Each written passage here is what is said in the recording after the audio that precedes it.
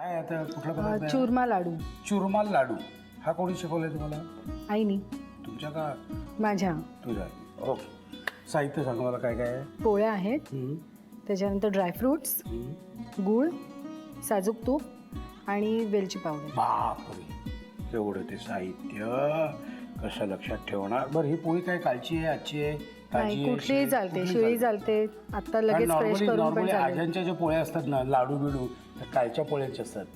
कुस्कार करायचं, मग त्यात तूप घालायचं आणि गूळ घालायचं आणि लाडू करून. नाही, फ्रेश पोळी करून सुद्धा चालेल. पोळी पण चालते. ओके, साहित्य बघितलं. आता जाऊया प्रत्यक्ष कृतीकडे. आपल्याला काय करायचं इथे? मिक्सर लागेल. मिक्सर लागेल. नाही, पण हे तुपाचं काहीतरी ही कशासाठी? हो, तूप पातळ करून घ्यायचं आणि हे सगळे काय एका ह्याच्यात घ्यायचं आणि मग मिक्सरमध्ये घालायचे. हो. किती बरं? 2 चमचे.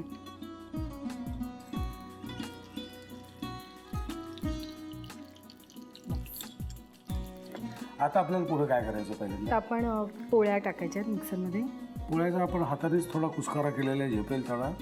आणि आपण ह्याच्यात आता गूळ आणि ड्रायफ्रुट्स पण टाकायचे. गूळ वाटीवर चालेल. अच्छा, गोड पदार्थ आहे. ड्रायफ्रुट्स पण चालतील. काजू एक चुकून अडकला हाताला. आणि वेलची पावडर 1 चिमूट. अजून एक. ओके. आणि आता हे वाटून घ्यायचं. तुपाचं काय करायचं? वाटून घेऊन हे बाउलमध्ये काढायचं आणि मग तूप घालून त्याच्यावर लाडू.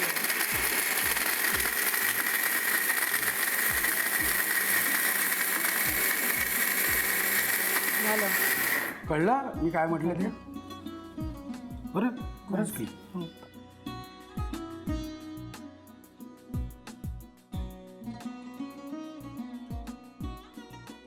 डन.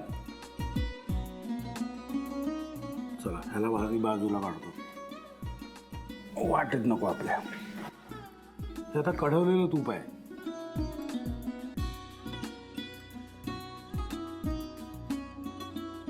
वाव.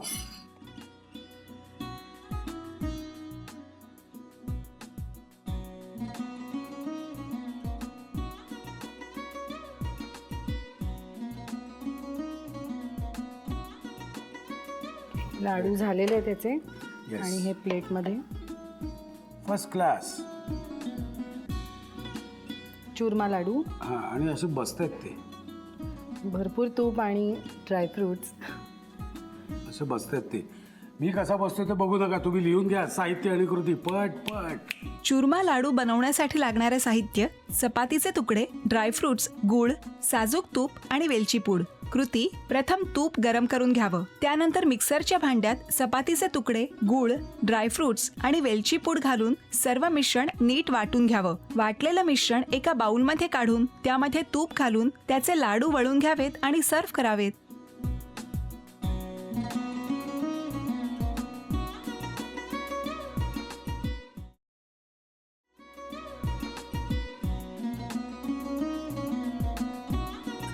लावू का? हो. असाच लावू ना?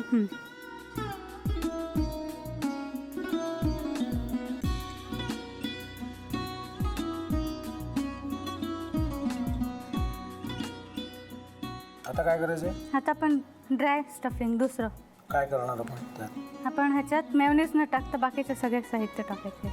अच्छा, हे सगळं. ऋतू, माझा तर विश्वासच बसत नाहीये. म्हणजे अगं बहिणी, आमचं लग्न व्हावं म्हणून किती प्रयत्न करत होते आणि ते सगळं करताना की शिवच्या आम्हाला माहिती पुरवते. नाही, मला नाही वाटत. गौरी, खूप चांगली आहेस गं, म्हणून तुला सगळं जगच चांगलं दिसतं. पण शिव उगाच बोलला असेल का? त्याच्यावर विश्वास नाहीये का तुझा? शिववर पूर्ण विश्वास आहे मी माझा. पण तो आता हे जे काही करतोय ना, म्हणजे निशा बहिणी समोर त्या राधिका सोबत फिरण्याचं नाटक वगैरे, ते त्याचा काही उपयोग होणार नाहीये. अगं असं कसं म्हणतो? अगं नीलिमा, जतीन भाईंचा कॉल आहे. हो माहितीये. रिसीव कर ना. अगं बघ, कट झाला. आता तू रिसीव केला नाहीस म्हणून ते मला करतील. अब पुन्हा आला बघ. घे बघू. हे एक ना एक दिवस घडणारच होतं. आता मला कळलं तुम्ही 2 दिवस झाले काय सांगत होता ते. बनू हे संकेत असतात आणि हे ठरवून येत नसतात. मी बाहेर तुमची वाट बघते.